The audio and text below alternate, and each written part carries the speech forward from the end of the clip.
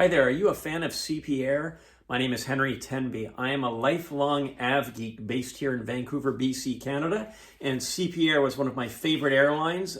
They ceased to exist starting in the late 1987-88 era when Canadian Airlines International was formed, when this company was merged into it. Essentially, Pacific Western Airlines bought CP Air, merged it into PWA, and rebranded the new combined airline as Canadian Airlines International. CP Air was famous for its great orange logo, and these were the airline employee newspapers that CP Air published in the late 1970s and early 1980s.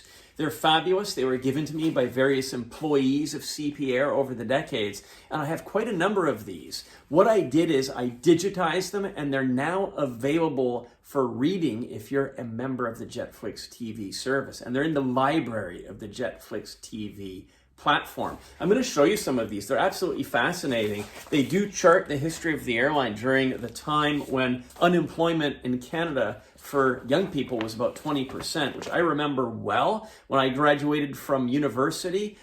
Even when I graduated from high school in the early 1980s, it was impossible to find a job. Not even doing anything, even menial work was out of the grasp of most young people like myself.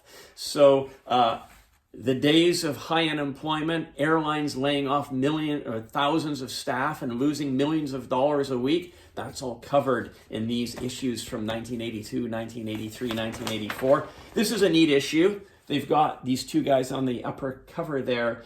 They were in charge of selling Canadian CP Air surplus airplanes. And it says here, L. Bingham and George Dyer, aircraft sales begin on the phone. Don't be surprised if you spot a flock of spick and span CP Air DC-8s parked in the desert if you're visiting Las Vegas this summer. That's right, CP Air parked their DC-8s at Las Vegas for storage when they put them out of service in the spring of 1982.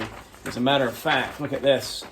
This whole page dedicated to the retirement of the Stretch DC-8 in April of 1982. Fascinating stuff. I just love it, and I hope you do as well. If you're a fan of CP Air, again, I have a lot of these digitized, probably about 50 over spanning a period of 3 or 4 years in the early to mid 1980s, and they're now available for reading on the JetFlix TV platform. In the library, we've created a library section for reading vintage airline publications like this. So check it out. It's over at JetFlix TV.